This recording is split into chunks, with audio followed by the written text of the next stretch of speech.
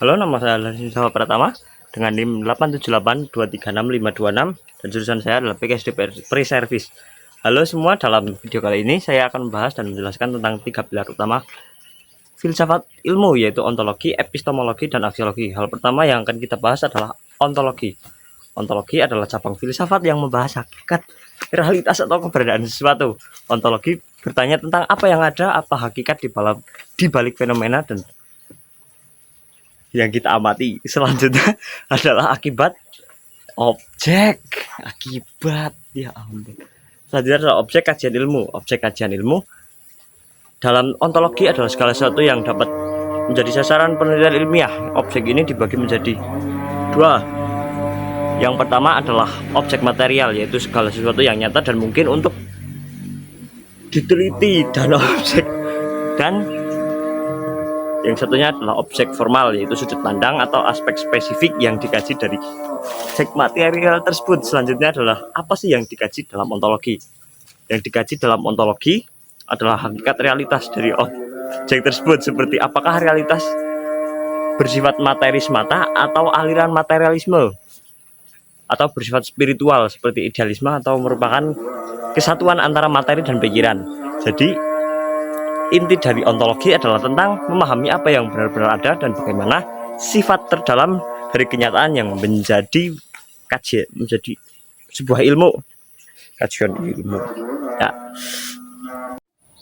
Oke, selanjutnya adalah epistemologi. Epistemologi adalah cabang filsafat yang mengkaji hakikat pengetahuan. Epistemologi bertanya tentang bagaimana kita mengetahui sesuatu, apa yang membedakan pengetahuan sejati dari sekedar opini. Dalam konteks ilmu, epistemologi menjelaskan bagaimana ilmu itu diperoleh. Sebuah ilmu muncul bukan dari khayalan, namun melalui proses sistematis dan berbagai metode yang ada. Metode yang digunakan adalah metode ilmiah yang meliputi observasi, pengukuran, perumusan hipotesis, eksperimen, dan analisis logis.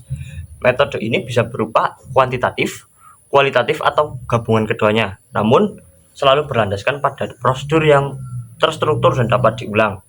Lalu, bagaimana kebenaran diuji?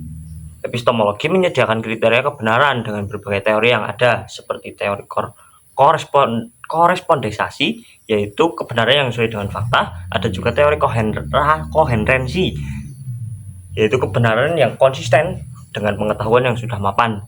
Dan ada juga teori pragmatis, yaitu kebenaran yang bermanfaat dan bekerja dalam sebuah praktik.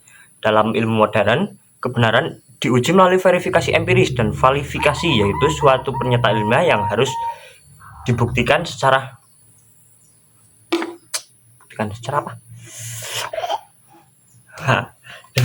Yang harus bisa dibuktikan salah jika memang salah dan benar jika memang benar.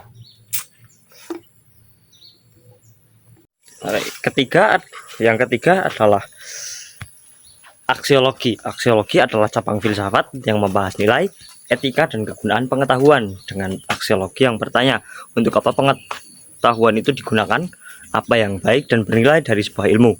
Dalam aksiologi, kita menjelaskan bahwa ilmu tidak bebas. Ilmu itu selalu melekat pada nilai-nilai, baik nilai moral, sosial, maupun estetika. Estetika dalam ilmu menuntut para peneliti agar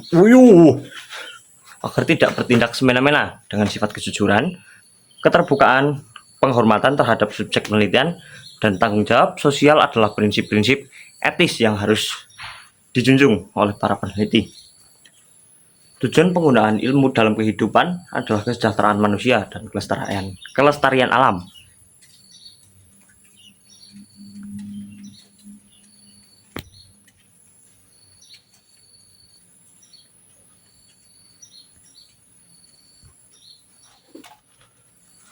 Ilmu digunakan untuk memecahkan masalah, meningkatkan kualitas hidup, dan memajukan peradaban. Namun, aksiologi mengingatkan kita bahwa ilmu juga bisa disalahgunakan. Oleh karena itu, setiap penerapan ilmu harus dipertimbangkan dampak etisnya demi kebaikan bersama. Emang gue yang mau ya?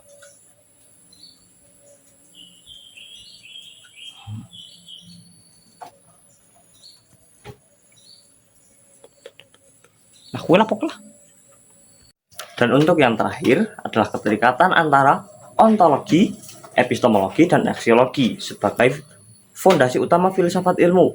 Ketiganya tidak bisa dipisahkan karena ontologi dapat menjawab apa yang bisa kita ketahui tentang realitas, dan epistemologi yang menjawab bagaimana cara mengetahuinya, serta aksiologi yang menjawab untuk apa pengetahuan itu digunakan.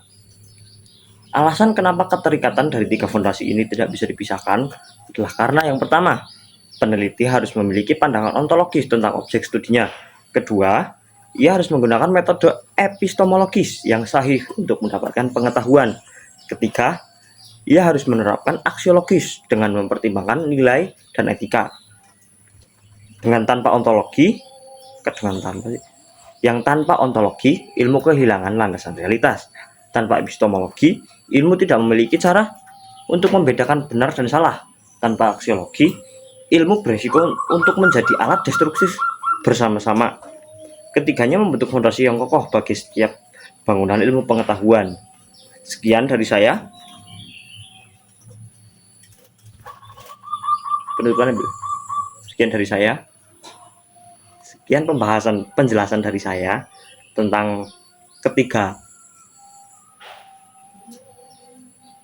fondasi filsafat ilmu itu.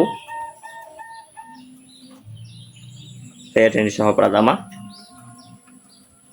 Sekian, terima kasih. Selamat tinggal.